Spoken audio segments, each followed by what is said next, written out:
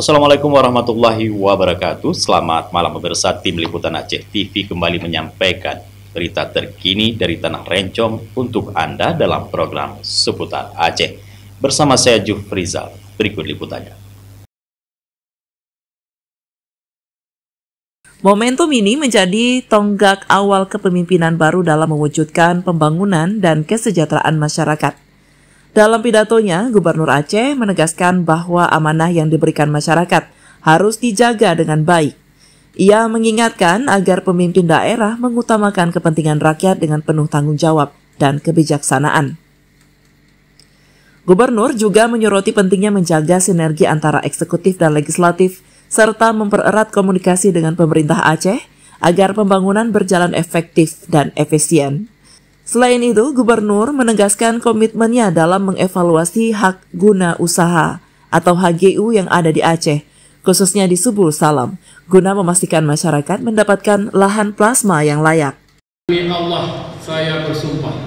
Demi Allah, saya bersumpah. Akan memenuhi kewajiban saya. Sebagai wali kota Subul Salam. Sebagai wakil wali kota Subul Salam. Dengan sebaik-baiknya. Dan seadil-adilnya.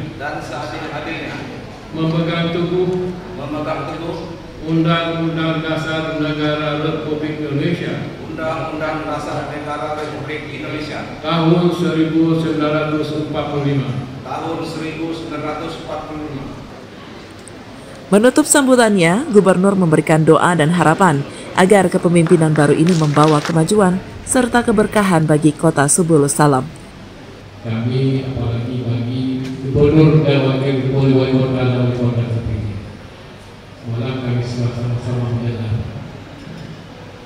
Intinya bisa dipaparkan Indonesia dapat menyelamatkan dana sebesar 270 triliun. Jadi betapa indahnya beliau untuk kemajuan Indonesia bersama. Sementara itu, Wali Kota Subul Salam, Rashid Bancin, dalam pidatonya berkomitmen untuk membangun daerah dengan dukungan penuh dari pemerintah Aceh dan seluruh elemen masyarakat.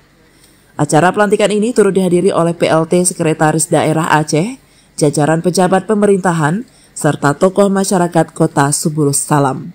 Dengan kepemimpinan baru, Kota Subul Salam diharapkan semakin maju dan sejahtera.